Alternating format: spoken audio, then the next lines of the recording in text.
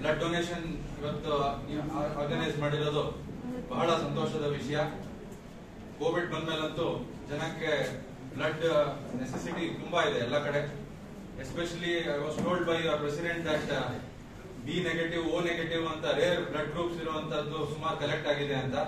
It will be a real boon for all the needy persons. So I personally congratulate the association and all of you for organizing this blood donation camp on this auspicious day. Sir, ಹೇಳ್ತಾ ಇದ್ರು ಊಟ ಆದ್ಮೇಲೆ ಉಪನ್ಯಾಸ ಕೇಳೋದು it's a bad idea. But and topic is criminal cases ಅಲ್ಲಿ cross examination and other connected matters. ನೀವೆಲ್ಲರೂ ಬಹಳ experienced ಆಗಿದ್ದೀರಾ. ನಾನು ನಿಮ್ಗೆ ಹೇಳೋ ಅಂತದ್ದು ಅಥವಾ ನೀವು ಕೇಳೋ ಅಂತದ್ದು ಏನಿಲ್ಲ. It will be a healthy discussion and interaction. ನನಗೆ ಗೊತ್ತಿರುವಂತ ಕೆಲವು ವಿಷಯಗಳನ್ನ ನಾನು ಹಂಚ್ಕೊಳ್ಳೋಕೆ ಇಷ್ಟಪಡ್ತೇನೆ ಹೊರತು I know that all of you are more intelligent and more capable than we judges. ಯಾಕಂದ್ರೆ ನೀವು ಒಂದು ರೀತಿ ಒಂದು ಕೇಸ್ ಫೈಲ್ ಇಟ್ಕೊಂಡಾಗ ಅದನ್ನ ಮಾಡೋ ಎಫರ್ಟ್ಸ್ ನಾವು ಇಡೀ ದಿನಕ್ಕೆ ಎಲ್ಲಾ ಫೈಲ್ಸ್ಗೂ ಹಂಚ್ಬಿಟ್ಟಿರ್ತೀವಿ ಆ efforts. So you will be more capable on facts and on law applicable to a particular case. You will be a more master than a judge in a given situation. So ಹಾಗಾಗಿ ನನಗೆ ಗೊತ್ತಿರುವಂತಹ ಕೆಲವು ವಿಷಯಗಳನ್ನ ಅನಿಸಿಕೆಗಳನ್ನ ಮಾತ್ರ ನಿಮ್ ಜೊತೆ ಹಂಚ್ಕೋತೀನಿ. If I am wrong, please feel free to correct me. Please feel free to interrupt me. It's just a healthy discussion for the day. ಈಗ criminal trials ಅಂದ್ರೆ ನಿಮ್ಗೆಲ್ಲರಿಗೂ ಗೊತ್ತಿದೆ how the criminal case works in our system ಅಂತ. The object of holding criminal trial ಏನು ಅನ್ನೋದನ್ನ ನಾವು first ಅರ್ಥ ಮಾಡ್ಕೋಬೇಕು. Our Honorable High Court in Arvind Kumar versus State of Karnataka, criminal petition number 3672/2020 recently has observed that the main object of holding trial is to ascertain the truth by the court by recording evidence, assessing the same in the scale of balance and decide the case on merits. That is the concept of criminal trial. ಸತ್ಯವನ್ನ ಶೋಧನೆ ಮಾಡುವುದು. That is the basic object of criminal trial. ಯಾವುದೇ ಒಬ್ಬ ವ್ಯಕ್ತಿ criminal case handle ಮಾಡುವಾಗ ಬೇಡ ಅಂದ್ರೂ ಕೆಲವು ಇಂಪಾರ್ಟೆಂಟ್ ಪ್ರಾವಿಷನ್ಸ್ ಅನ್ನ ನಾವು ಮನಸ್ಸಲ್ಲಿ ಇಟ್ಕೊಳ್ಳೇಬೇಕಾಗುತ್ತೆ. ಅದನ್ನ ಬಿಟ್ಟು ನಾವು ಕ್ರಿಮಿನಲ್ ಕೇಸ್ ನಡೆಸ್ತೀವಿ ಅಂದ್ರೆ ಸಾಧ್ಯ ಆಗಲ್ಲ. Indian Evidence Act is the governing law so far as evidence is concerned in both civil and criminal cases, of course. Indian Evidence Act ಅಲ್ಲಿ ಬರುವಂತಹ ಕೆಲವು ಇಂಪಾರ್ಟೆಂಟ್ ಪ್ರಾವಿಷನ್ಸ್ ಇದೆಲ್ಲ ನಮ್ಮ ಫಿಂಗರ್ ಟಿಪ್ಸ್ ಅಲ್ಲಿ ಇರಲೇಬೇಕು ಕ್ರಿಮಿನಲ್ ಕೇಸ್ ನಡೆಸುವಾಗ. ಅಂತಹ ಪ್ರಾವಿಷನ್ಸ್ ಬಗ್ಗೆ ನಾನು ಫಸ್ಟ್ ಹೇಳ್ತೀನಿ. Then we will go to see how cross examination should be done, what are contradictions and omissions, what is the significance of statements recorded under section 161 and 164 CRPC. ಅದರ ಬಗ್ಗೆ ಎಲ್ಲ we will go a little later, but initially we will just go through the provisions of the Indian Evidence Act. ನಿಮ್ಗೆಲ್ಲರಿಗೂ ಗೊತ್ತಿದೆ evidence basis ಮೇಲೆ ನಾವು judgement ಅನ್ನ ಕೊಡೋದು. ಈಗ ಆಕ್ಚುಯಲ್ ಇನ್ಸಿಡೆಂಟ್ ಏನಾಗಿರುತ್ತೆ ಅನ್ನೋದು ನಿಮ್ಗೂ ಗೊತ್ತಿರಲ್ಲ, ನಮಗೂ ಗೊತ್ತಿರಲ್ಲ. ನಾವೇನ್ ದೇವರಲ್ಲ, ದೂರದೃಷ್ಟಿ ಇಲ್ಲ ನಮಗೂ. ನ್ಯಾಯಾಲಯದ ಮುಂದೆ ಎವಿಡೆನ್ಸ್ ಅಂತ ಏನ್ ಬರುತ್ತೋ ಅದಕ್ಕೆ ನಾವು ಅಪ್ಲಿಕಬಲ್ ಲಾನ ಅಪ್ಲೈ ಮಾಡಿ ತೀರ್ಪನ್ನು ಕೊಡ್ತೀವಿ. ಇವಾಗ ಮರ್ಡರ್ ಮಾಡಿರ್ತೀನಿ ಅಂತ ನೋಡಿರೋನು ಬಂದು ಮರ್ಡರ್ ಮಾಡಿರೋದನ್ನ ನೋಡಿಲ್ಲ ಅಂದ್ರೆ we cannot say that the accused has committed murder. We'll have to go by the evidence on record. So therefore the Evidence Act plays a very important role. Now PDS have ಹೇಳಿದಾಗೆ section 3 is the most important section in the Evidence Act. ಅದರಲ್ಲಿ ಮೂರು ಪದಗಳನ್ನ ನಾವು ಜ್ಞಾಪಕ ಇಟ್ಕೋಬೇಕಾಗತ್ತೆ. proved, disproved and not proved ಅನ್ನೋದು. A fact is said to be proved when considering the matters before it. The court either believes it to exist or considers its existence so probable that a prudent man ought, under the circumstances of the particular case, to act upon the supposition that it exists. Test is of a prudent man.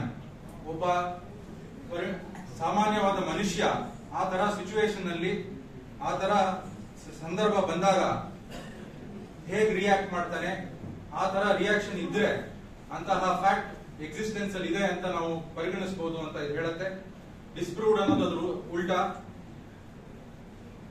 ಅಂತಹ fact ಇಲ್ಲದೆ ಇರೋದು ಮಾಡೋದು. Not proved ಅಂದ್ರೆ A fact is said to be proved when it is neither proved nor disproved. Proved ಅಂತ ಆಗದೆ ಇದ್ದಾಗ ಮತ್ತೆ disprove ಆಗದೆ ಇದ್ದಾಗ ಅದನ್ನ not proved ಅಂತ ತಗೋಬೇಕು ಅಂತ ಹೇಳುತ್ತೆ. ನಾನು ಪ್ರಾಸಿಕ್ಯೂಷನ್ ಅವ್ರನ್ನು ಮನಸ್ಸಲ್ಲಿ ಇಟ್ಕೊಂಡು ಹೇಳ್ತಾ ಇದ್ದೀನಿ, ಅಕ್ಯೂಸ್ ಪರವಾಗಿ ಡಿಫೆನ್ಸ್ ಲಾಯರ್ಸ್ ಮನಸ್ಸಲ್ಲಿ ಇಟ್ಕೊಂಡು ಹೇಳ್ತಾ ಇದ್ದೀನಿ. It not be one sided situation where only the accused lawyers will be benefited. Next to section 5 to 55 is also very important under the Evidence Act. Relevancy of facts. ಒಂದು ಯಾವುದೇ ಪ್ರಕರಣದಲ್ಲಿ ಯಾವ fact relevant ಯಾವ fact irrelevant ಅಂತ ನೋಡೋದಕ್ಕೆ ಈ ಎಲ್ಲ sections ಅಲ್ಲಿ ನಾವು ಹಲವಾರು ಪ್ರಾವಿಷನ್ಸ್ ನ ಕಾಣಬಹುದು. ಅದು ಹೇಳ್ತಾ ಹೋದ್ರೆ ಇದಕ್ಕೆ ಒಂದು 2 ದಿವಸ ಬೇಕಾಗತ್ತೆ. I will not go to deep. ಅದು ಬಿಟ್ರೆ section 60 oral evidence must be direct. This is also very important in criminal cases. That is to say, if it refers to a fact which could be seen, it must be the evidence of a witness who says he saw it. ಏನಾದ್ರು incident ನೋಡಿದೀನಿ ಅಂತ ಸಂದರ್ಭ ಬಂದಾಗ ಆ witness ನ ನೋಡಿದೀನಿ ಅಂತ ಹೇಳ್ಬೇಕು. That is direct evidence. ಹಾಗೆ ಏನಾದ್ರು ಕೇಳಿಸ್ಕೊಂಡಾಗ ಆ ವಿಟ್ನೆಸ್ ಬಂದು ನಾನು ಕೇಳಿಸ್ಕೊಂಡಿದ್ದೀನಿ ಅಂತ ಹೇಳ್ಬೇಕು. That is direct evidence. ಹಾಗೆ ನನಗೇನಾದ್ರು ಒಂದು ಅನುಭವ ಆಯ್ತು ಅಂತ ಅಂದಾಗ ನನಗೆ ಆ ತರ ಅನುಭವ ಆಯ್ತು ಅಂತ ಒಂದು ವಿಟ್ನೆಸ್ ಹೇಳ್ಬೇಕು ಕೋರ್ಟ್ ಮುಂದೆ. That is direct evidence. Hearsay evidence is not permissible. ನಿಮ್ಗೆಲ್ಲ ಗೊತ್ತಿದೆ. ಯಾರೋ ಬಂದು ನನಗೆ ಹೇಳಿದ್ರು ಅಂತ ಹೇಳಿದ್ರೆ that has no evidentiary value. That cannot be relied upon by the court to hold a person guilty. ಹಾಗೆ ಸೈಂಟಿಫಿಕ್ ಒಪಿನಿಯನ್ಸ್ ಕೊಡ್ತಾರೆ ಕೆಲವರು, ಡಾಕ್ಟರ್ಸ್ ಒಪಿನಿಯನ್ ಕೊಡ್ತಾರೆ. ಅಂತಹ ಒಪಿನಿಯನ್ಸ್ ಕೊಟ್ಟಾಗ ಅವ್ರು ಬಂದು ನಾನು ಈ ತರ ಒಪಿನಿಯನ್ ಕೊಟ್ಟಿದ್ದೀನಿ ಅಂತ ಹೇಳ್ಬೇಕಾಗುತ್ತೆ. ಬರೀ PM ರಿಪೋರ್ಟ್ ಮಾರ್ಕ್ ಮಾಡ್ಬಿಡೋದು, ಡಾಕ್ಟರ್ ಎವಿಡೆನ್ಸ್ ಎಕ್ಸಾಮಿನ್ ಮಾಡಿದೆ, mere marking of the document would not be sufficient. Doctor ಬಂದು ಆ PM ರಿಪೋರ್ಟ್ ಅಲ್ಲಿ ಇರುವಂತಹ ಅಂಶಗಳ ಬಗ್ಗೆ ಎವಿಡೆನ್ಸ್ ಕೊಡಬೇಕಾಗತ್ತೆ. That should be tested by your cross examination. Then only it will be permissible. So direct evidence ಅನ್ನೋದು ಬಹಳ ಮುಖ್ಯ.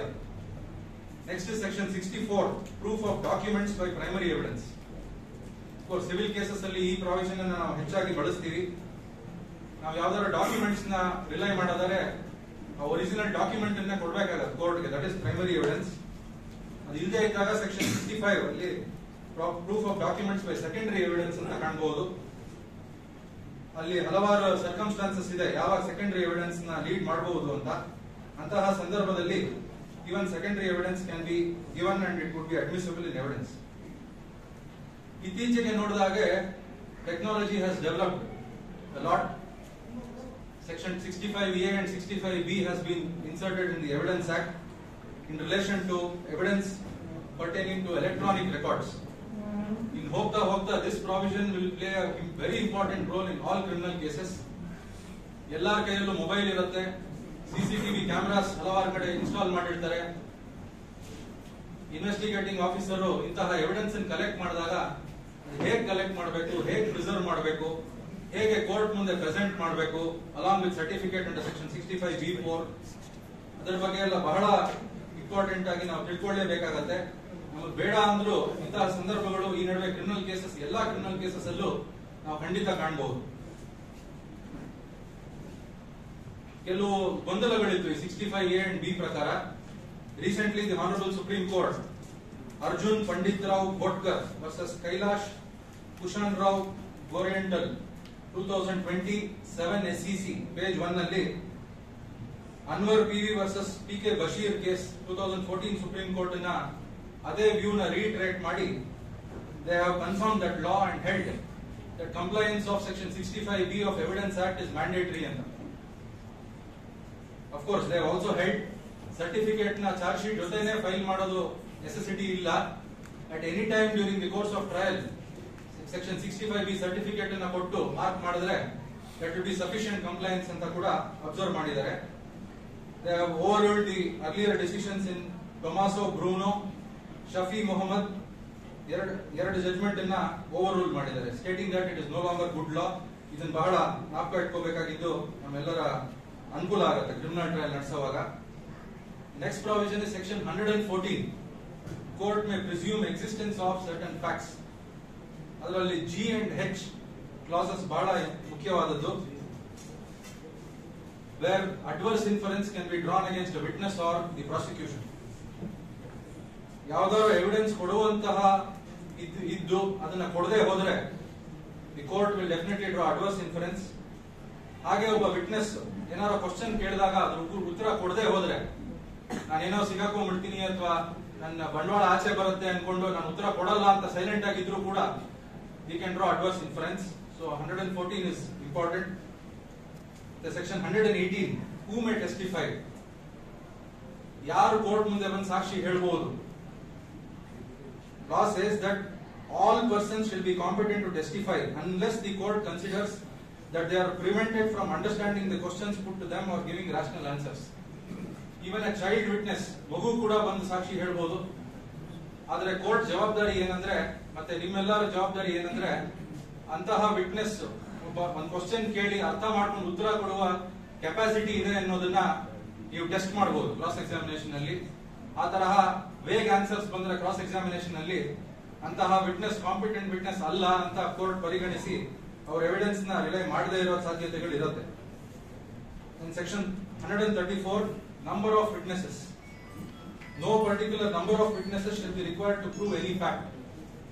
Honorable Supreme Court over it they have been repeatedly holding it is not the quantity but the quality of evidence that is important anta.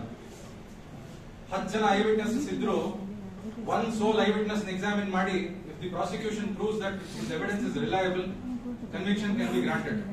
ಅದೇ 10 ಜನ ಇದ್ದಾರೆ ಅಂತ 10 ಜನ ನೀವು examine ಮಾಡಕ್ ಹೋದಾಗ ಕ್ರಾಸ್ ಎಕ್ಸಾಮಿನೇಷನ್ಸ್ ಅಲ್ಲಿ ಒಬ್ಬೊಬ್ರು ಒಂದೊಂದರ ಹೇಳ್ತಾರೆ. there will be scope for more contradictions and omissions. It will be an advantage for the accused. So therefore this section 134 is also important. ಈ ಪ್ರೈವೇಟ್ ಕಂಪ್ಲೇಂಟ್ ಕೇಸಸ್ ಅಲ್ಲಿ ಲೀವ್ ಕೇಸ್ ನಡೆಸುವಾಗಲೂ ಇದನ್ನ ಗಮನ ಇಟ್ಕೊಳ್ಳಿ. It is not the quantity or number of witnesses that matters but the quality. Then section 137 chief examination, cross examination and re-examination. 3 stage ಇದೆ. One thing to be noted is that re-examination is permissible only where there is cross examination. Cross examination ಇದ್ರೆ ಮಾತ್ರ ರೀ-ಎಕ್ಸಾಮಿನೇಷನ್ ಪ್ರಶ್ನೆ ಬರುತ್ತೆ. Cross examination ಮಾಡದೆ ಹೋದ್ರೆ witness ನ question of re-examination does not arise. Prosecution ಅವ್ರು ಬೇಕಾದ್ರೆ ಅಪ್ಲಿಕೇಶನ್ ಹಾಕೊಂಡು ಫರ್ದರ್ ಎವಿಡೆನ್ಸ್ ಮಾಡಕ್ ಬೇಕಾದ್ರೆ ಫರ್ದರ್ ಚೀಫ್ ಬೇಕಾದ್ರೆ ಕೇಳಬಹುದೇ ಹೊರತು question of re-examination does not arise. And scope of re-examination is very limited, only for clarifications regarding ambiguities. ಅದು ಕೋರ್ಟ್ಗೆ ನಾವು ಹೇಳ್ಬೇಕಾಗತ್ತೆ, ಡಿಫೆನ್ಸ್ ಲಾಯರ್ ಆದವರು ಈ ತರ ಆಂಬಿಗ್ವಿಟಿ ಇದೆ ಅದನ್ನ ಕ್ಲಾರಿಫೈ ಮಾಡೋದಕ್ಕೋಸ್ಕರ ಪಬ್ಲಿಕ್ ಪ್ರಾಸಿಕ್ಯೂಟರ್ ಹೇಳ್ಬೇಕಾಗತ್ತೆ. ಕ್ಲಾರಿಫಿಕೇಶನ್ ಅದು ಕೋರ್ಟ್ ಅವರಿಗೆ ಆಂಬಿಗ್ವಿಟಿ ಇದೆ ಅನ್ಸಿದ್ರೆ ಮಾತ್ರ ಕೋರ್ಟ್ ವಿಲ್ ಪರ್ಮಿಟ್ ರೀ-ಎಕ್ಸಾಮಿನೇಷನ್. ಮತ್ತೆ ಇವತ್ತಿನ ಟಾಪಿಕ್ ಸಂಬಂಧಪಟ್ಟಂಗೆ section 145 is very very important. Cross examination as to previous statements in writing. A witness may be cross-examined as to previous statements made by him in writing without such writing being shown to him or being proved. But if it is intended to contradict him, his attention must, before writing can be proved, be called to those parts of it which are used for the purpose of contradicting him. ಈಗ ನಮ್ಮ honourable Supreme Court ಅವರು consistent ಆಗಿ ಹೇಳಿದ್ದಾರೆ 161 statement record ಮಾಡಿದ್ದನ್ನು can be considered for purpose of section 145 of evidence act ಅಂತ. ಯಾಕೆಂದ್ರೆ ಒಬ್ಬ ವ್ಯಕ್ತಿ ಪೊಲೀಸ್ ಅವ್ರ ಮುಂದೆ ಹೇಳಿರುವಂತಹ ಸ್ಟೇಟ್ಮೆಂಟ್ ಅನ್ನ 161 ಸ್ಟೇಟ್ಮೆಂಟ್ ಅಂತ ಐಒ ರೆಕಾರ್ಡ್ ಮಾಡಿರ್ತಾರೆ. So therefore it is a statement reduced into writing, and thus even 161 statement can be used for contradicting the witness under section 145 of evidence act. ಅದು ಯಾವುದೋ ಒಂದು ಬರ್ದಿರೋ ಬೇರೆ ಲೆಟರ್ ಆಗಲಿ ಅಥವಾ ಬೇರೆ ದಾಖಲೆಗಳಾಗಲಿ ಮಾತ್ರ ಅಲ್ಲ, even 161 statement also can be used for purpose of section 145 of evidence act. Contradiction ಮಾಡುವಾಗ ಹೇಗೆ ಅಂತಾನು ನಂತರ ಹೇಳ್ತೀನಿ. we'll come back to this later. The section 154 of evidence act, questions by party to his own witness. ಎಲ್ಲರೂ ನೋಡ್ತಾ ಇರ್ತೀರಾ, hostile ಆಗ್ತಾರೆ, ಪಿಪಿ ಅವರು ಸ್ಟೇಟ್ಮೆಂಟ್ ಪೂರ್ತಿ ಓದ್ತಾರೆ, ಅವ್ನು ಡಿನೈ ಮಾಡ್ತಾನೆ. ಈ ಹಾಸ್ಟೈಲ್ ಅಂತ ಟ್ರೀಟ್ ಮಾಡೋದು ಎಲ್ಲಿದೆ? ನಾವು ಕರ್ಸಿರೋ ಪಾರ್ಟಿ ನಮ್ಮ ವಿರುದ್ಧ ಸಾಕ್ಷಿ ಕೊಟ್ಟಾಗ we have a right to treat him as hostile under section 154 of evidence act and cross examine him. ಇನ್ನೊಂದು ಬಹಳ ಮುಖ್ಯವಾದ ನಾವು ಜ್ಞಾಪಕ ಇಟ್ಕೋಬೇಕಾಗಿರೋ ಕ್ರಿಮಿನಲ್ ಕೇಸಸ್ ಅಲ್ಲಿ ಸೆಕ್ಷನ್ 155 ಇಂಪೀಚಿಂಗ್ ಕ್ರೆಡಿಟ್ ಆಫ್ ವಿಟ್ನೆಸ್. ಇದು ಬಹಳ ಬೇಸಿಕ್ ಪ್ರಾವಿಷನ್. ಇದು ಸಾಧಾರಣ ಮೆರಿಟ್ ಅಲ್ಲಿ ನಮ್ಮೊಬ್ಬ ವಿಟ್ನೆಸ್ ತುಂಬಾ ಇಂಟೆಲಿಜೆಂಟ್ ಇದ್ದಾಗ ಅವನನ್ನ ಟ್ಯಾಕಲ್ ಮಾಡೋದಾದ್ರೆ ಈ ಅಂಶದ ಬಗ್ಗೆ ನಾವು ಬಹಳ ಗಮನ ಕೊಡಬೇಕಾಗತ್ತೆ. Credit of a witness may be impeached in the following ways by the adverse party: by making the court believe that he is unworthy of credit. ಅವನ ಎವಿಡೆನ್ಸ್ ವರ್ತಿ ರಿಲೈ ಮಾಡುವಂತಹ ವರ್ತ್ ಇಲ್ಲ ಅಂತ ನೀವು ತೋರಿಸಬೇಕಾಗತ್ತೆ. Witness has been bribed or has received any other corrupt inducement to give evidence. ನಿಮ್ಮ ಹತ್ರ ಏನಾರೋ ದಾಖಲೆಗಳಿದ್ರೆ ಅಥವಾ evidence ಇದ್ರೆ ಕಂಪ್ಲೇನೆಂಟ್ ಕಡೆಯಿಂದ ಅಥವಾ ಐಒ ಕಡೆಯಿಂದ ಅಥವಾ ಬೇರೆಯವ್ರ ಕಡೆಯಿಂದ ದುಡ್ಡು ತಗೊಂಡಿದ್ದಾನೆ ಅಥವಾ ಮುಂದೆ ಈ ತರ ಸಾಕ್ಷಿ ಹೇಳಿ ದುಡ್ಡು ತಗೋತಾನೆ ಅನ್ನೋದಿದ್ರೆ that is a good ground to impeach his credit worthiness. Former statements inconsistent with this part of evidence which is liable to be contradicted. The contradictions ಅನ್ನೋದು ಬಹಳ ಮುಖ್ಯ for the court to make that witness unreliable. Earlier ಅವನು ಏನಾರೋ ಒಂದು ರೀತಿ ಸಾಕ್ಷಿ ಕೊಟ್ಟು ಈಗ ಉಲ್ಟಾ ಸಾಕ್ಷಿ ಕೊಟ್ರೆ ಕೋರ್ಟ್ ಮುಂದೆ ಬಂದು ವಿರುದ್ಧವಾಗಿ ಸಾಕ್ಷಿ ಕೊಟ್ರೆ ಅಂತಹದನ್ನ ನೀವು ಎಲಿಸಿಟ್ ಮಾಡಿದಾಗ that witness will become an unreliable witness. His credit worthiness would stand shake. ಇನ್ನೊಂದು ಮುಖ್ಯವಾದದ್ದು ಸೆಕ್ಷನ್ 165 ನಿಮಗೆ ಸಂಬಂಧಪಟ್ಟಿದ್ದಲ್ಲ, ಕೋರ್ಟ್ ಸಂಬಂಧಪಟ್ಟಿದ್ದು, ಆದ್ರೂ ತಾವು ಗಮನದಲ್ಲಿ ಇಟ್ಕೋಬೇಕಾಗತ್ತೆ. Judges power to put questions or order production. ನಮ್ಮ ಸುಪ್ರೀಂ ಕೋರ್ಟ್ ಅವರು ಹಲವಾರು ಪ್ರಕರಣದಲ್ಲಿ criminal court is not a mute spectator but the court should actively participate in the trial ಅಂತ ಹೇಳ್ತಾ ಬಂದಿದೆ. ನಾವು ಆ ವಿಟ್ನೆಸ್ ಏನ್ ಹೇಳ್ತಾನೋ ಅಥವಾ ನೀವೇನ್ ಪ್ರಶ್ನೆ ಕೇಳ್ತೀರೋ ಅದನ್ನ ಮಾತ್ರ ರೆಕಾರ್ಡ್ ಮಾಡ್ಕೊಳ್ಳದೆ ಆ ಸತ್ಯನ ನಾವು ಕಂಡುಹಿಡಿಯೋದಕ್ಕೆ ಏನಾದ್ರು ಅಂಶಗಳು ಬಿಟ್ಟೋಗಿದ್ರೆ ಪ್ರಾಸಿಕ್ಯೂಷನ್ ಪರವಾಗಿರ್ಬೋದು, ಅಕ್ಯೂಸ್ ಪರವಾಗಿರ್ಬೋದು, ಅದು ಸಂಬಂಧ ಇಲ್ಲ. ಅಂತಹ ಅಂಶಗಳನ್ನ ನಾವು ಎಲಿಸಿಟ್ ಮಾಡೋದಕ್ಕೆ ಕೋರ್ಟ್ಗೆ ಕ್ವಶನ್ ಕೇಳಿ ವಿಟ್ನೆಸ್ ನ ಅಂತಹ ಅಂಶಗಳನ್ನ ಎಲಿಸಿಟ್ ಮಾಡುವಂತ ಪವರ್ 165 ಅಲ್ಲಿ ಇದೆ. ಈ ಎಲ್ಲಾ provisions of the evidence act ಬಹಳ ಮುಖ್ಯವಾದದ್ದು. ನಿಮ್ಗೆಲ್ಲರಿಗೂ ಗೊತ್ತಿರೋ ಹಾಗೆ ನಮ್ಮ ಸಿಸ್ಟಮ್ ಅಲ್ಲಿ the concept is proof beyond reasonable doubt is necessary for holding an accused guilty. Civil cases ಅಲ್ಲಿ ಪ್ರಿಪಾಂಡರೆನ್ಸ್ ಆಫ್ ಪ್ರಾಬಬಿಲಿಟೀಸ್ ಅಂತ ನಾವು ಕಾಣಬಹುದು, ಆದರೆ ಕ್ರಿಮಿನಲ್ ಕೇಸಸ್ ಅಲ್ಲಿ ಪ್ರೂಫ್ ಬಿಯಾಂಡ್ ರೀಸನಬಲ್ ಡೌಟ್ ಅನ್ನೋದು ಬಹಳ ಒಂದು ಮುಖ್ಯವಾದ ಅಂಶ. ಇನ್ನೊಂದು, the accused is shall be deemed to be innocent until proven guilty. ಅದು ನಮ್ಮ ಕ್ರಿಮಿನಲ್ ಜೂರಿಸ್ಪ್ರುಡೆನ್ಸ್ ನ ಒಂದು ಬಹಳ ಬೇಸಿಸ್. ಯಾರೇ ಒಬ್ಬ ವ್ಯಕ್ತಿ ತಪ್ಪು ಮಾಡಿದ್ದೇನೆ ಅಂತ ಪ್ರೂವ್ ಆಗೋವರೆಗೂ he should be considered as an innocent person.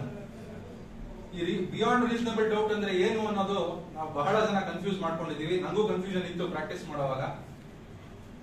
ಎಲ್ಲಾ ತರ ಡೌಟ್ಸ್ ಬಿಯಾಂಡ್ ರೀಸನಬಲ್ ಡೌಟ್ ಆಗಲ್ಲ. ಈಗ ಒಬ್ಬ ಐ ವಿಟ್ನೆಸ್ ಒಂದು ಸಂದರ್ಭದಲ್ಲಿ ಕೊಲೆ ಮಾಡೋದನ್ನ ನೋಡಿರ್ತಾನೆ. ಅವರು ನೀವು ಕ್ರಾಸ್ ಎಕ್ಸಾಮಿನ್ ಮಾಡುವಾಗ ಅವನ್ ಚೀಫ್ ಅಲ್ಲಿ ಹೇಳಿರ್ತಾನೆ, ನಾನು ಮನೆಯಿಂದ ಹೋಗಿ ಸ್ಥಳಕ್ಕೆ ಹೋದೆ 10 ಗಂಟೆಗೆ. ನಾನು ಅವತ್ತು ನೀವು ಕೇಳ್ತೀರಾ ಕ್ರಾಸ್ ಎಕ್ಸಾಮಿನೇಷನ್ ಎಷ್ಟೊತ್ತಿಗೆ, ಟೈಮಿಂಗ್ಸ್ ಅಲ್ಲಿ ಸ್ವಲ್ಪ ವ್ಯತ್ಯಾಸ ಬರ್ಬೋದು. 10 ಗಂಟೆ ಅಂತ ಚೀಫ್ ಅಲ್ಲಿ ಹೇಳಿರ್ತಾನೆ, 10:30 ಅಂತ ಕ್ರಾಸ್ ಎಕ್ಸಾಮಿನೇಷನ್ ಹೇಳ್ತಾನೆ ನೀವು ಕೇಳಿದಾಗ. ಮತ್ತೆ ನೀವು ಕೇಳ್ತೀರಾ ಒಂದ್ಸತಿ ಆರೋಪಿ ಯಾವ ತರ ಡ್ರೆಸ್ ಹಾಕೊಂಡಿದ್ದ ಏನು ಅಂತ. ಚೀಫ್ ಅಲ್ಲಿ MO ಅಂತ ಐಡೆಂಟಿಫೈ ಮಾಡಿರ್ತಾನೆ, MO 3 ಅವನ್ ಶರ್ಟ್, ನಾನು ಅವತ್ತು ಅವ್ನು ಹಾಕೊಂಡಿದ್ದೀನಿ ನೋಡಿದೆ ಅಂತ. ಬಟ್ ಕ್ರಾಸ್ ಎಕ್ಸಾಮಿನೇಷನ್ ಅಲ್ಲಿ ಅದು ಕೆಂಪು ಕಲರ್ ಇದ್ರೆ ಬ್ಲೂ ಕಲರ್ ಶರ್ಟ್ ಹಾಕೊಂಡಿದ್ದ ಅಂತ ನೀವು ಅಡ್ಮಿಷನ್ ಇಂದ ಎಲಿಸಿಟ್ ಮಾಡ್ತೀರಾ. These definitely are doubts that are created in the mind of the court, but these doubts cannot be considered as reasonable doubts. ಎಂತಹದ್ದು ಅಂದ್ರೆ a reasonable doubt is not imaginary, trivial or mere possible doubt, but it should be a fair doubt based on reason and common sense. ಮತ್ತೆ supreme court ಹೇಳಿರೋ ಪ್ರಕಾರ the entire evidence has to be considered as a whole. ಅಂತಹ whole evidence ನ ಪೂರ್ತಿ ನಾವು consider ಮಾಡಿದಾಗ ಇಂತಹ minor doubts ಇದ್ರೆ those doubts will not be considered. So ಅದನ್ನ ನೀವು ಈ ಕಾನ್ಸೆಪ್ಟ್ ನ ಬಿಯಾಂಡ್ ರೀಸನಬಲ್ ಡೌಟ್ ಅಂದ್ರೆ ಏನು, ಯಾವ ತರ ಎವಿಡೆನ್ಸ್ ನ ನೀವು ಎಲಿಸಿಟ್ ಮಾಡ್ಬೇಕು ವಿಟ್ನೆಸಸ್ ಇಂದ ಅಂತ ಗಮನದಲ್ಲಿ ಇಟ್ಕೋಬೇಕಾಗತ್ತೆ. ಇನ್ನೊಂದು ಮುಖ್ಯವಾದದ್ದು ಕಾರ್ಡಿನಲ್ ರೂಲ್ ನಮ್ಮ ಲಾ ಆಫ್ ಎವಿಡೆನ್ಸ್ ಅಲ್ಲಿ best evidence available should be placed before the court ಅಂತ. It may be the prosecution or the accused, ಯಾರಾರ ಇರಲಿ, best evidence that is available should be brought before the court to prove a fact.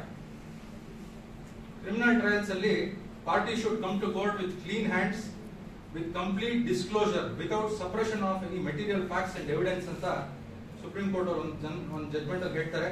ನಾನು ಆಗ್ಲೇ section 114G ಅಲ್ಲಿ ಹೇಳಿದಾಗೆ when you withhold the best evidence, for example accused ಪರವಾಗಿ ನೋಡಿದಾಗ section 106 of the evidence act ಅಲ್ಲಿ ಏನಾದರೂ ಒಂದು ವಿಷಯ ನಮ್ಮ ಸ್ಪೆಷಲ್ ನಾಲೆಜ್ ಅಲ್ಲಿ ಇದ್ದಾಗ accused it is for him to explain the circumstances.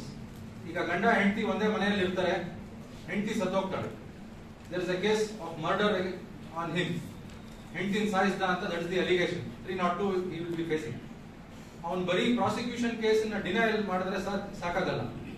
ಯಾಕೆಂದ್ರೆ ಸೆಕ್ಷನ್ 106 ಅಲ್ಲಿ ಅವನ ಮನೇಲಿ ಜೊತೆಗಿದ್ದಾಗ ಅವಳ ಜೊತೆ ಅವಳು ಹೇಗ್ ಸತ್ಲು, ಯಾಕೆ ಸತ್ಲು, ಯಾವ ರೀತಿ ಸತ್ಲು ಅನ್ನೋದನ್ನ ಪ್ರಾಬಬಲ್ ಎಕ್ಸ್ಪ್ಲನೇಷನ್ ಕೊಡೋದು ಅವನ ಮೇಲೆ ಜವಾಬ್ದಾರಿ ಆಗಿರುತ್ತೆ. ಅವನು ಆತರ ಕೊಡದೇ ಇದ್ದಾಗ that will add as an additional link for the prosecution case. Court will definitely hold him guilty on that ground also. Of course it cannot be the sole basis. Prosecution or initial burden discharge ಮಾಡಲೇಬೇಕಾಗತ್ತೆ. So it can only act as an additional link. ಈಗ CCTV footage ಒಂದು ಟೊಮಾಸೋ ಬ್ರೂಮೋ case ಅಲ್ಲಿ 2015 7 SCC 178 ಅಲ್ಲಿ ಒಂದು ಘಟನೆ ನಡೆದಾಗ CCTV camera ಅಲ್ಲೇ ಇರುತ್ತೆ. IO ಆ CCTV ಫುಟೇಜ್ ನ ಕಲೆಕ್ಟೇ ಮಾಡಕ್ ಹೋಗಲ್ಲ ಎವಿಡೆನ್ಸ್ ಟೈಮ್ ಅಲ್ಲಿ. It is a serious lapse on his part, no doubt. But ಆ ಕೇಸಲ್ಲಿ benefit of doubt was given to the accused on the ground that best evidence was withheld by the prosecution. ಆ CCTV footage produce ಮಾಡಿದ್ರೆ ನಿಜವಾದ ಘಟನೆ ಏನಾಯ್ತು ಅಂತ court ಗಮನಕ್ಕೆ ಬರ್ತಾ ಇತ್ತು. ಆದ್ರೂ ಪ್ರಾಸಿಕ್ಯೂಷನ್ ಅವರು ಅದನ್ನ ಕೋರ್ಟ್ ಮುಂದೆ ತರಲಿಲ್ಲ ಅನ್ನೋ ಕಾರಣಕ್ಕೆ ಅಕ್ಯೂಸ್ ವಾಸ್ ಅಕ್ಯೂಟೆಡ್. ಆ ಕೋರ್ಟ್ ಅವರು 4 ಇಂಪಾರ್ಟೆಂಟ್ ಫ್ಯಾಕ್ಟರ್ಸ್ ನ ಆ ಕೇಸಲ್ಲಿ ಯಾವಾಗ ಅಡ್ವರ್ಸ್ ಇನ್ಫ್ಲುಯೆನ್ಸ್ ಡ್ರಾ ಮಾಡಬೇಕು, ಯಾವಾಗ ಮಾಡಬಾರ್ದು ಅಂತ ಕೂಡ ಹೇಳಿದರೆ ಅದನ್ನು ಗಮನದಲ್ಲಿ ಇಟ್ಕೋಬಹುದು. ಮತ್ತೆ ಕೆಲವು cases, for example NDPS act ಅಂತ ಕೇಸಸ್ ಅಲ್ಲಿ the entire case depends on scissor. ಈಗ ಕಾಂಟ್ರಾಬ್ಯಾಂಡ್ ಸೀಸ್ ಮಾಡಿದಾಗ ಆ ಕಾಂಟ್ರಾಬ್ಯಾಂಡ್ ಕೋರ್ಟ್ ಮುಂದೆ ತರದೆ ಹೋದ್ರೆ ಕೇಸ್ ನಿಲ್ಲಕ್ ಸಾಧ್ಯ ಇಲ್ಲ. Best evidence is the contraband itself. ಈ ವ್ಯಕ್ತಿಯಿಂದ ನಾವು ಕಾಂಟ್ರಾಬ್ಯಾಂಡ್ ನ ಸೀಸ್ ಮಾಡಿದೀವಿ ಅಂತ ಅವರು ಕೇಸ್ ಕೋರ್ಟ್ ಮುಂದೆ ತಂದಾಗ ಆ ಸೀಸ್ ಆಗಿರುವಂತಹ ಕಾಂಟ್ರಾಬ್ಯಾಂಡ್ ಮೆಟೀರಿಯಲ್ ನ ಅಫ್ಕೋರ್ಸ್ ಪೂರ್ತಿ ಮೆಟೀರಿಯಲ್ ತರಕ್ಕಾಗಲ್ಲ. ಸ್ಯಾಂಪಲ್ಸ್ ಕಲೆಕ್ಟ್ ಮಾಡಬೇಕಾಗತ್ತೆ, FSL ಕಳಿಸಬೇಕಾಗತ್ತೆ, ಅಂಡ್ FSL ರಿಪೋರ್ಟ್ ನ ಪ್ಲೇಸ್ ಮಾಡಬೇಕಾಗತ್ತೆ. ಎಕ್ಸಿಕ್ಯೂಟಿವ್ ಮ್ಯಾಜಿಸ್ಟ್ರೇಟ್ ಮಹಜರ್ ಮಾಡಿ ಅದನ್ನ ಸೀಸು ಮಾಡ್ತಾರೆ. It's a different thing. But ಒಂದ್ ಕೇಸಲ್ಲಿ ಆನರಬಲ್ ಸುಪ್ರೀಂ ಕೋರ್ಟ್ ಅವ್ರ ಮುಂದೆ non production of contraband goods which is the best evidence that was available for the prosecution having been withheld, the conviction under the NDPS act cannot be sustained ಅಂತ ತೀರ್ಪನ್ನು ಕೊಟ್ಟಿದ್ದಾರೆ. Similarly non examination of the best witness, ಒಬ್ಬ ಬಹಳ ಮುಖ್ಯವಾದ witness ನ charge sheet ಅಲ್ಲಿ site ಮಾಡ್ತಾರೆ ಅಥವಾ ಚಾರ್ಜ್ ಶೀಟ್ ಅಲ್ಲಿ ಬಿಟ್ಬಿಟ್ಟಿರಬಹುದು, ಅಂತ ಅವ್ರನ್ನ ಎಕ್ಸಾಮಿನ್ ಮಾಡದೇ ಇರೋದು it will be a very fatal for the prosecution. Vijender versus state of Delhi 1997 6 SCC page 171 ನಲ್ಲಿ ಆಸ್ ಐ ಸೆಡ್ ಅರ್ಲಿಯರ್ ಬರೀ ಪೋಸ್ಟ್ ಮಾರ್ಟಮ್ ರಿಪೋರ್ಟ್ ಅನ್ನು IO ಕೈಲಿ ಮಾರ್ಕ್ ಮಾಡಿಸಿದ್ರು, ಡಾಕ್ಟರ್ ನ ಎವಿಡೆನ್ಸ್ ಮಾಡೇ ಇರಲಿಲ್ಲ. Supreme Court said the cause of death of the deceased cannot be considered only based on the postmortem report that was marked in evidence. Because the doctor ಬಂದು ಸಾಕ್ಷಿ ಕೊಡಲಿಲ್ಲ, he was a material witness that was not he was not examined by the prosecution ಅಂತ benefit of doubt was given. ಹಾಗೆ ಇನ್ನೊಂದು ಕೇಸಲ್ಲಿ Digambar Vaishnav versus state of Chhattisgarh 2019 4 SCC 522 ಅಲ್ಲಿ eyewitness was present at the scene of incident and had first seen the accused persons. ಅವನನ್ನೇ examine ಮಾಡಿರಲಿಲ್ಲ. It was held that the best evidence was withheld and section 114G ಪ್ರಕಾರ adverse inference was drawn. So best evidence concept ಅನ್ನ ನಾವು ಗಮನದಲ್ಲಿ ಇಟ್ಕೋಬೇಕಾಗತ್ತೆ.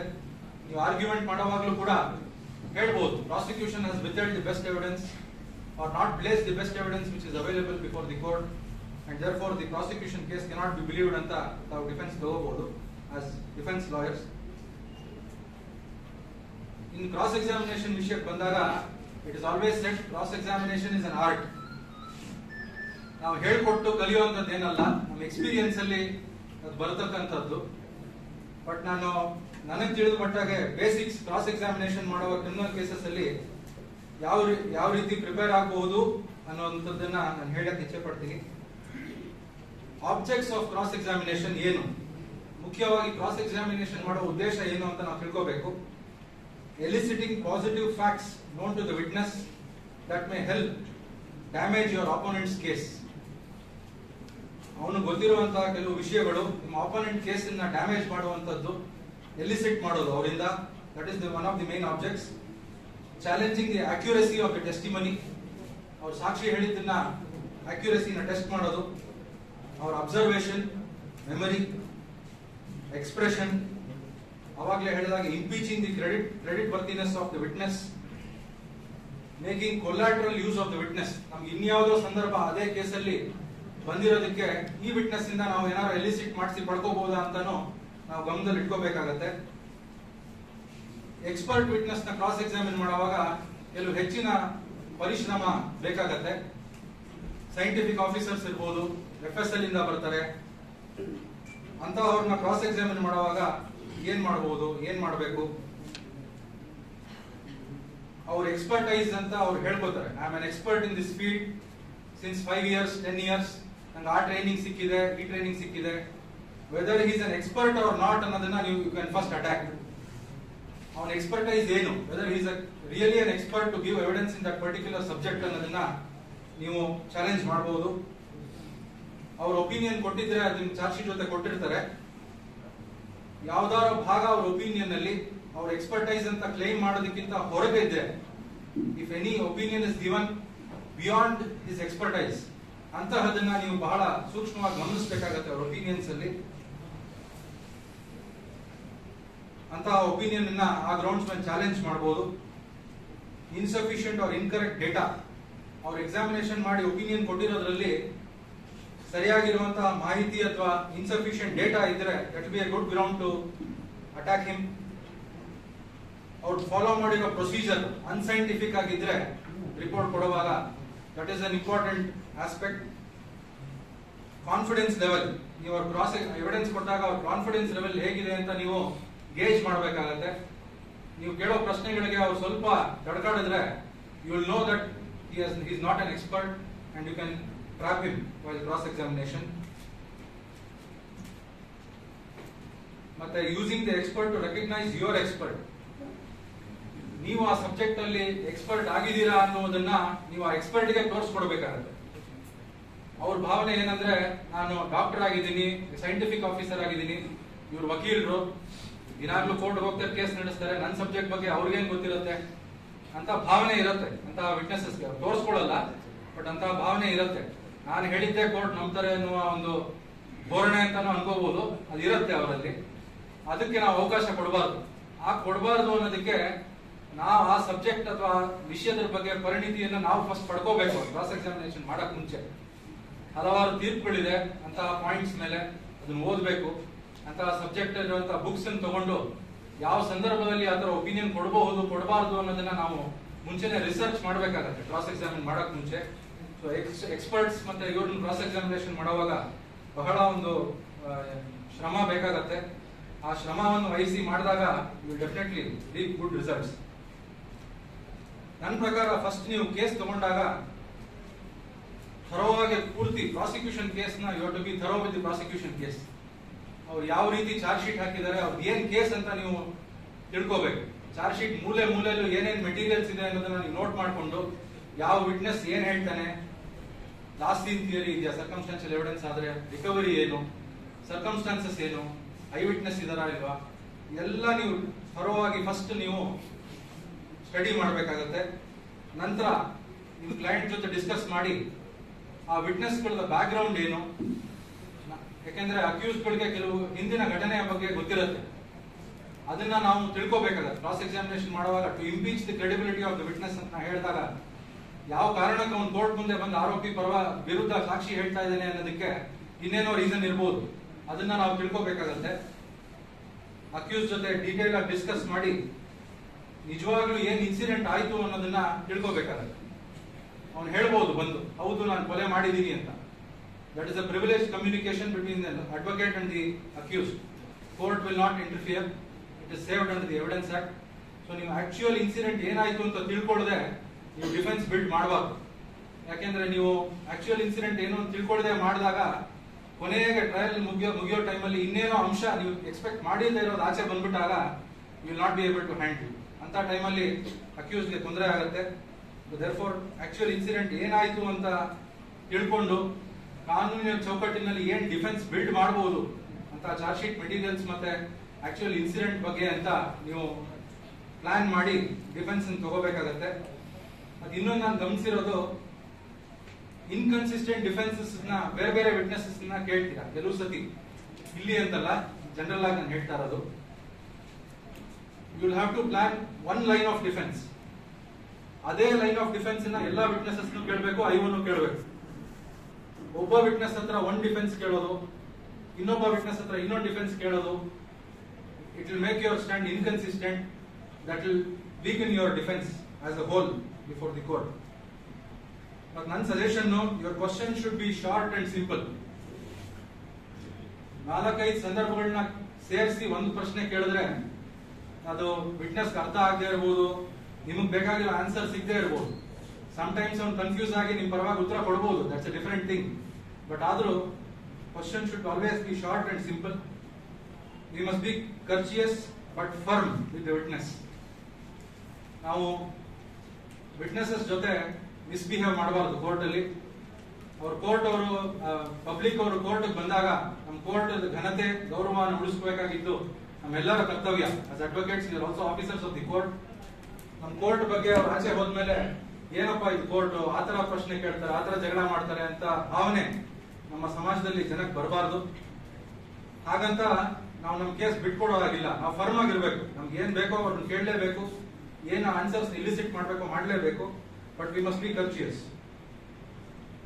ಒಳ್ಳೆ admission ಸಿಕ್ಕಿದಾಗ witness ಇಂದ ಅದನ್ನೇ ಹಿಡ್ಕೊಂಡು 4 ಪ್ರಶ್ನೆ ಕೇಳಬಾರ್ದು. ಅವನು ಇಂಟೆಲಿಜೆಂಟ್ ಆದ್ರೆ he will improve and further ನಿಮ್ ವಿರುದ್ಧ ಆನ್ಸರ್ ಕೊಟ್ಬಿಡ್ತಾನೆ.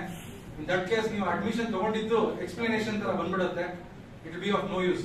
ಸೊ ನಿಮ್ ಪ್ರೆಸೆನ್ಸ್ ಆಫ್ ಮೈಂಡ್ ಇಟ್ಕೊಂಡು ಒಳ್ಳೆ ಅಡ್ಮಿಷನ್ ಸಿಕ್ಕಿದಾಗ ಸಡನ್ ಆಗಿ ನೆಕ್ಸ್ಟ್ ಸಂದರ್ಭಕ್ಕೆ ನೀವು ಪ್ರಶ್ನೆ ಕೇಳ್ಬಿಡ್ಬೇಕು, ಜಾಸ್ತಿ ಸಮಯ ಅವಕಾಶ ಕೊಡದೆ.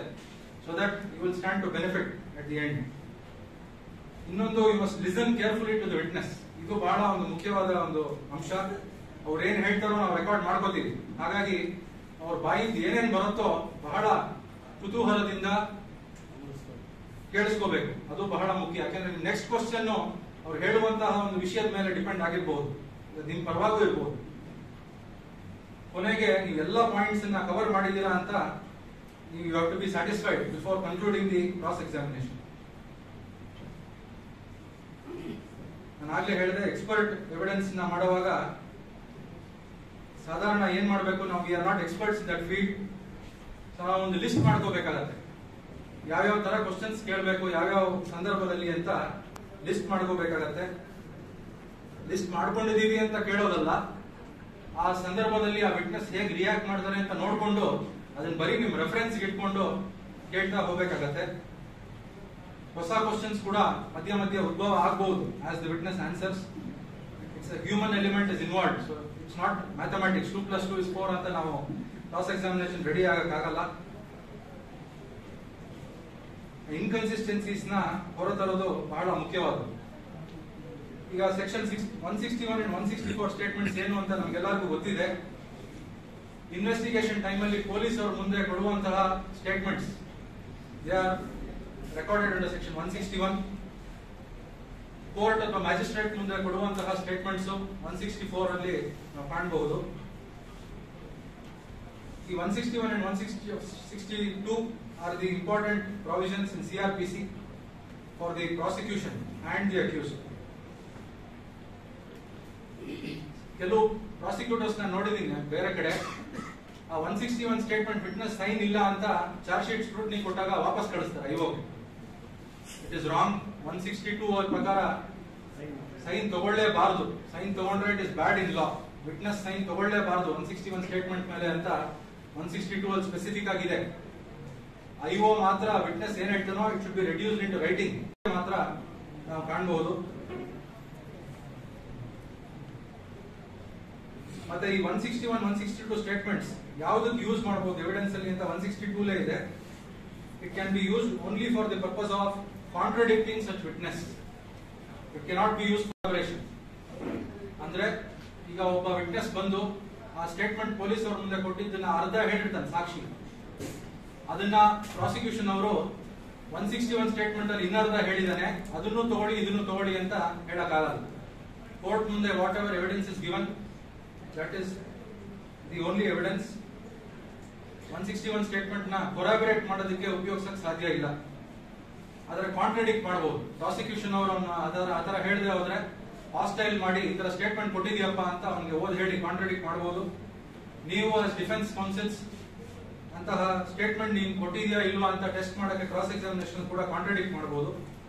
Therefore 161 statements are used only for the purpose of contradiction ಅನ್ನೋದನ್ನ ನಾವು ಗಮನದಲ್ಲಿ ಇಟ್ಕೋಬೇಕಾಗುತ್ತೆ.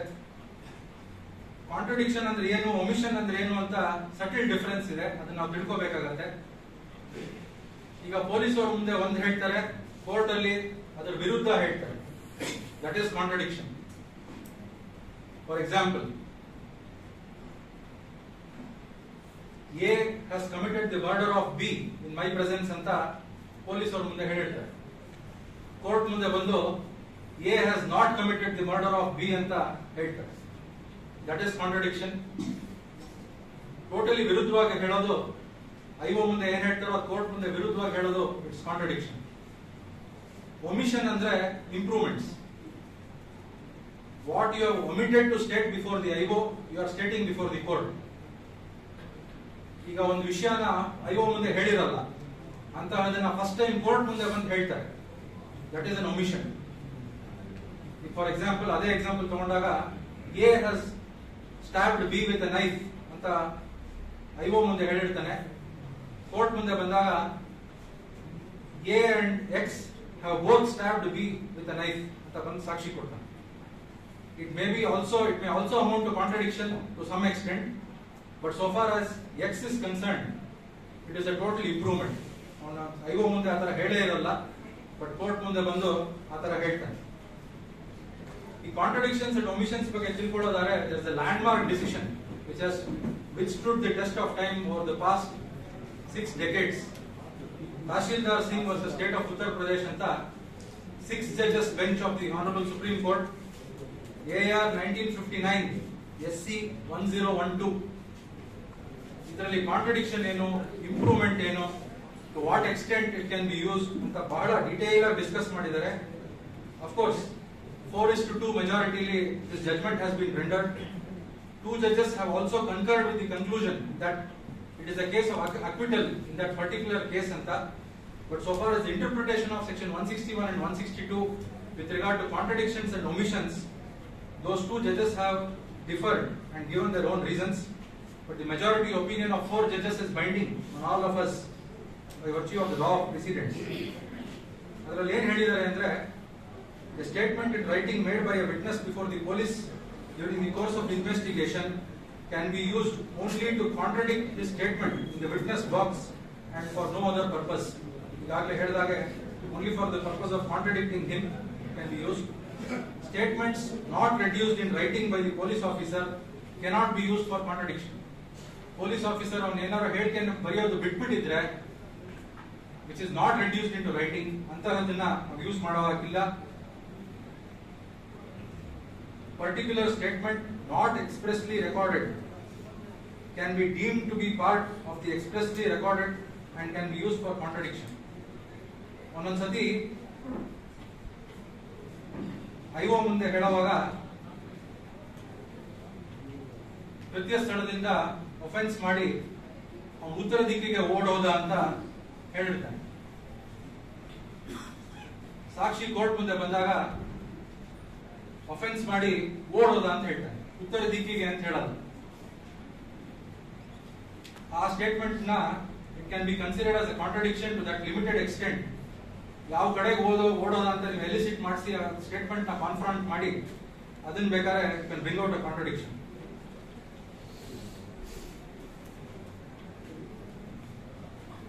And section 145 of Evidence Act ಹೇಳಿದಾಗೆ previous statements made before the investigating officer can be used. ಇನ್ನೊಂದು ಎಕ್ಸಾಂಪಲ್, ಒಂದು ಕೇಸಲ್ಲಿ ಒಬ್ಬ witness he states, when I arrived at a scene I saw that X was running away chased by A and B who caught him. X ಅನ್ನುವ ಅಪರಾಧಿ ಓಡೋಗ್ತಾ ಇದ್ದ, A ಮತ್ತೆ B ಇಬ್ರು ಓಡೋಗಿ ಅವನನ್ನು ಹಿಡಿದ್ರು ಅಂತ ಒಂದು ಸ್ಟೇಟ್ಮೆಂಟ್ ಇರುತ್ತೆ. ಕೋರ್ಟ್ ಮುಂದೆ ಬಂದಾಗ ಅವನೇನ್ ಹೇಳ್ತಾನೆ, ನಾನು ಅಲ್ಲಿ ಹೋದಾಗ ಎಕ್ಸ್ ಜೋಬಿಂದ ಚಾಕು ತೆಗೆದ, ಡಿ ಎದೆ ಮೇಲೆ ಚುಚ್ಚುದ, ಆಮೇಲೆ ಓಡೋದ, ಆವಾಗ ಎ ಅಂಡ್ ಬಿ ಅವರು ಒಂದು ಚೇಸ್ ಮಾಡ್ಕೊಂಡು ಹೋದ್ರು ಅಂತ ಬಂದು ಹೇಳ್ತಾರೆ. ಇಂತಹ ಸಂದರ್ಭದಲ್ಲಿ there are two omissions that we have to notice.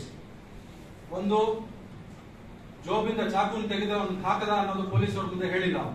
That is an omission. First time court ಮುಂದೆ ಹೇಳ್ತಾ ಇದ್ದಾರೆ. ಎರಡನೇದು, he stabbed D in the chest, ಎದೆ ಮೇಲೆ ಚುಚ್ಚಿದ ಅಂತ ಹೇಳಿಲ್ಲ. ಎರಡು ಒಮಿಷನ್ಸ್ ಅಂತ ನಾವು ಕನ್ಸಿಡರ್ ಮಾಡಬಹುದು. Just I am citing some examples. ನಿಮಗೆ ಕಾಂಟ್ರಡಿಕ್ಷನ್ ಅಂಡ್ ಒಮಿಷನ್ ಬಗ್ಗೆ ಎಕ್ಸಾಂಪಲ್ಸ್ ಕೊಡಕ್ಕೆ ಹೇಳ್ತಾ ಇದ್ದೀನಿ ಅಷ್ಟೇ. ನಿಮ್ ಕ್ರಾಸ್ ಎಕ್ಸಾಮಿನೇಷನ್ ಮಾಡುವಾಗ ರಿಲಯಬಿಲಿಟಿ ಆಫ್ ದ ವಿಟ್ನೆಸ್ ನ ಕ್ವಶನ್ ಬಂದಾಗ ತುಂಬಾ ಕಾಂಟ್ರಡಿಕ್ಷನ್ಸ್ ಅಂಡ್ ಇಂಪ್ರೂವ್ಮೆಂಟ್ಸ್ ಇದ್ರೆ court will definitely disbelieve such evidence and you accuse will benefit by such stand. ಈಗ ಕೋರ್ಟ್ ಮುಂದೆ ಕೊಡುವ evidence it is direct evidence. Section 60 of evidence act ಪ್ರಕಾರ ನಾನು ಆವಾಗಲೇ ಹೇಳಿದೆ. ಪೊಲೀಸ್ ಮುಂದೆ ಕೊಡುವಂತ circumstances, so it can be considered as circumstantial evidence. Direct evidence ಅಂತ ಟ್ರೀಟ್ ಮಾಡಕ್ಕಾಗಲ್ಲ. ಹಾಗಾಗಿ ನೀವು ಕಾಂಟ್ರಡಿಕ್ಷನ್ಸ್ ಒಮಿಷನ್ಸ್ ನ ವಿಟ್ನೆಸ್ ಇಂದ ಎಲಿಸಿಟ್ ಮಾಡಿದಾಗ that will not end. You will have to put those contradictions and omissions to the IO. IO ಯಾರ statement record ಮಾಡಿರ್ತಾನೋ ಅವನಿಗೆ ನೀವು ಪ್ರಶ್ನೆ ಕೇಳಲೇಬೇಕಾಗತ್ತೆ. ಇಂತಹ ವಿಟ್ನೆಸ್ ನಿಮ್ ಮುಂದೆ ಈ ತರ ಹೇಳಿದ್ದಾರೆ ಅಥವಾ ಹೇಳಿಲ್ಲ ಅಂತ ಅವ್ರು ಯಾವ ರೀತಿ ಕೋರ್ಟ್ ಮುಂದೆ ಹೇಳಿರ್ತಾರೋ ಅದನ್ನ ನೋಡ್ಕೊಂಡು ಅವ್ರ ಸ್ಟೇಟ್ಮೆಂಟ್ ನೀವು ಮಾರ್ಕ್ ಮಾಡಿದ್ರೆ ಡಿಫೆನ್ಸ್ ಎಕ್ಸಿಬಿಟ್ ಆಗಿ ಅದನ್ನು ನೀವು ಐಒಗೆ ಕಾನ್ಫ್ರಂಟ್ ಮಾಡಿ ಆ ತರ ಸ್ಟೇಟ್ಮೆಂಟ್ ಇನ್ ಮುಂದೆ ಕೊಟ್ಟಿಲ್ಲ ಅಂತ ನೀವು ಕೇಳಲೇಬೇಕಾಗತ್ತೆ. Until and such time contradiction and omission benefit ನ ಡಿಫೆನ್ಸ್ ತಗೊಳಕ್ ಬರೋದಿಲ್ಲ. ಆ ವಿಟ್ನೆಸ್ಗೆ ಆ ಪರ್ಟಿಕ್ಯುಲರ್ ಸ್ಟೇಟ್ಮೆಂಟ್ ಭಾಗನ ಓದಿ ಹೇಳಿ ನೀವು ಆ ವಿಟ್ನೆಸ್ ನ ಅದಕ್ಕೆ ಕಾನ್ಫ್ರಂಟ್ ಮಾಡ್ಬೇಕಾಗತ್ತೆ. ಅವನು ಒಪ್ಪಿದ್ರೆ ಅದನ್ನ ಮಾರ್ಕ್ ಆಗಲ್ಲ. ಅವನ ಆತರ ಸ್ಟೇಟ್ಮೆಂಟ್ ಕೊಟ್ಟಿಲ್ಲ ಅಂದ್ರೆ ಅದನ್ನ ಎಕ್ಸಿಬಿಟ್ ಆಗಿ ಮಾರ್ಕ್ ಮಾಡಿ ಅದ್ರ ಬೆನಿಫಿಟ್ ನ ನೀವು ಐಒ ಮೂಲಕ ತಗೋಬಹುದು.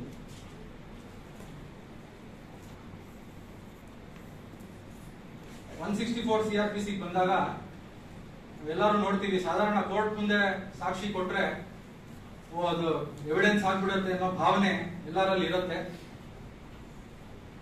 ಪ್ರೊಸೀಜರ್ ಬಗ್ಗೆ ಎಲ್ಲ ನಾನು ಹೇಳಕ್ ಹೋಗಲ್ಲ. ಸಬ್ಸೆಕ್ಷನ್ 1 to 5 ಇದೆ. ಮ್ಯಾಜಿಸ್ಟ್ರೇಟ್ಸ್ ಅವರು ಅದನ್ನ ಫಾಲೋ ಮಾಡಿ ರೆಕಾರ್ಡ್ ಮಾಡ್ತಾರೆ. ಪೊಲೀಸ್ ಅವರು ಕನ್ಫೆಷನ್ ಸ್ಟೇಟ್ಮೆಂಟ್ ಆಫ್ ಅಕ್ಯೂಸ್ಡ್ ಆಗಿರ್ಬೋದು, ಐ ವಿಟ್ನೆಸ್ ಆಗಿರ್ಬೋದು, ವಿಕ್ಟಿಮ್ ವಿಟ್ನೆಸ್ ಆಗಿರ್ಬೋದು, ಯಾರದೇ ಸ್ಟೇಟ್ಮೆಂಟ್ಸ್ ಮಾಡಿರ್ಬೋದು. That is a different aspect. I am not on procedure. But the Honorable Supreme Court has held recently 2027 SCC page 722 Somasundaram alias Somu versus State represented by Deputy Commissioner of Police. The question was whether the purpose and value of statement of confession recorded under section 164 of CRPC, the context of whether such a statement constitutes substantial evidence or not ಅನ್ನೋದು ಪ್ರಶ್ನೆ ಮಾನ್ಯ supreme Court ಅವ್ರ ಮುಂದೆ ಬಂದಿತ್ತು.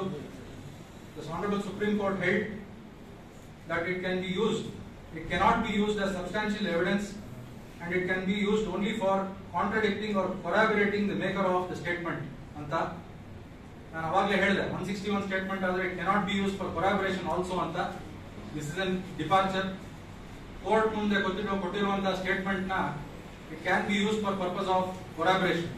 Witness ಏನಾರೋ ಒಂದು ಅಂಶನ court ಮುಂದೆ ಹೇಳೋದು ಬಿಟ್ಬಿಟ್ಟಿದ್ರೆ 164 ಸ್ಟೇಟ್ಮೆಂಟ್ ಅಲ್ಲಿ ಕೋರ್ಟ್ ಮುಂದೆ ಹೇಳಿದ್ರೆ ಅಂತಹ ಅಂಶಗಳನ್ನ ನಾವು ಪರಿಗಣಿಸಬಹುದು. Court prosecution can use 164 statement for purpose of corroboration. ಹಾಗೆ ಕಾಂಟ್ರಡಿಕ್ಷನ್, ನೀನು ಕೋರ್ಟ್ ಮುಂದೆ ಈ ತರ ಹೇಳಿದ್ಯಾ, 164 ಸ್ಟೇಟ್ಮೆಂಟ್ ಹೇಳುವಾಗ ಈ ತರ ಹೇಳಿಲ್ಲ ಅಂತ ನೀವು ಡಿಫೆನ್ಸ್ ಕೌನ್ಸಿಲ್ಸ್ ಆಗಿ ಕೇಳಿ ಅಂತಹ ಒಂದು ಇನ್ಕನ್ಸಿಸ್ಟೆನ್ಸಿ ಕಾಂಟ್ರಡಿಕ್ಷನ್ಸ್ ನ ಕೂಡ ತರಬಹುದು. ಸೊ ದೇರ್ಫೋರ್ 164 ಡಿಫರೆನ್ಸ್ ಬಿಟ್ವೀನ್ 161 164 ಇದೊಂದು. 161 can be used only for contradiction. 164 can be used for both corroboration and contradiction.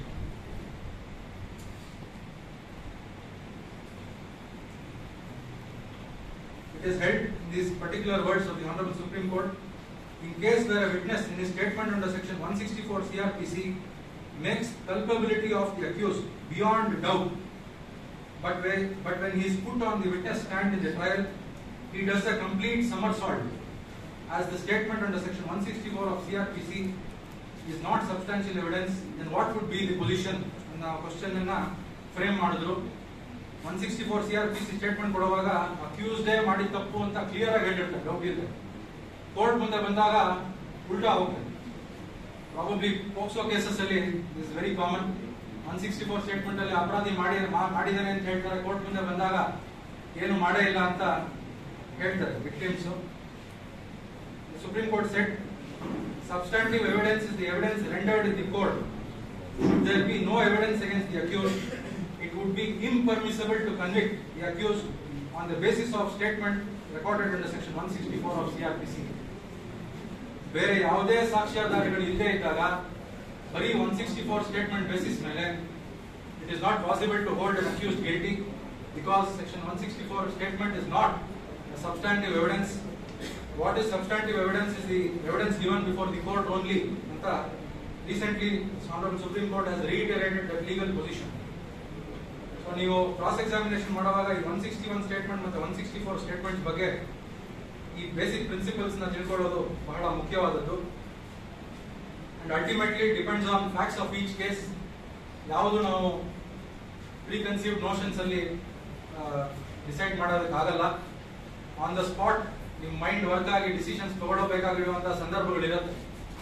ನೀವು ಎಕ್ಸ್ಪೆಕ್ಟ್ ಮಾಡಿಲ್ಲದೆ ಇರುವಂತಹ ಉತ್ತರಗಳು ಬಂದಾಗ ವಿಟ್ನೆಸ್ ಇಂದ you may be taken by surprise, you may be happy that it is in favour of the accused, or you may feel sad that yes I could not elicit anything ಅಂತಾನು ನಿಮಗೆ ಮನಸ್ಸು ಭಾವನೆ ಬರ್ಬೋದು. But ಒಂದು ನಾನು request ಮಾಡ್ಕೊಳ್ಳೋದು, ಕೆಲವು ಸತಿ ಚೀಫ್ ಅಲ್ಲಿ ಅವನು ಪ್ರಾಸಿಕ್ಯೂಷನ್ ಪರವಾಗಿ ಕೆಲವು ವಿಷಯಗಳನ್ನ ಹೇಳೇ ಇರಲ್ಲ. ಅಂತಹ ವಿಷಯಗಳನ್ನ ನೀವು ಕ್ರಾಸ್ ಎಕ್ಸಾಮಿನೇಷನ್ ಎಲ್ಲ ಕೇಳಿ ಎಲಿಸಿಟ್ ಮಾಡಿಸ್ಬಿಡ್ತೀರಾ sometimes, which will go against the accuse. ಅವ್ನು ಹೇಳಿದ್ದ ಇರೋ ವಿಷಯಗಳ ಬಗ್ಗೆ ನೀವು ಪ್ರಶ್ನೆ ಕೇಳಿ ಅವ್ನು 161 ಸ್ಟೇಟ್ಮೆಂಟ್ ಓದಿದ್ರೆ ನೀವು ತಲೆಯಲ್ಲಿ ಇಟ್ಕೊಂಡಿರ್ತೀರಾ, ಇದ್ರ ಬಗ್ಗೆ ಕೇಳಬೇಕು ಅಂತ ನೀವು ಪ್ರಿಪೇರ್ ಆಗಿ ಬಂದಿರ್ತೀರಾ. ಅವ್ನು ಚೀಫ್ ಅಲ್ಲಿ ಆ ರೀತಿ ಹೇಳೇ ಇರಲ್ಲ.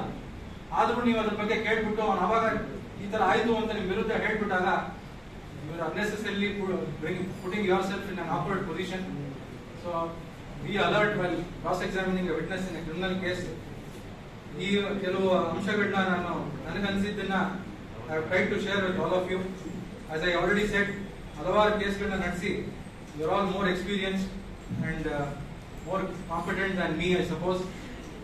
I anyway thank the Advocates Association and all of you for a patient hearing and thank this opportunity for sharing with you.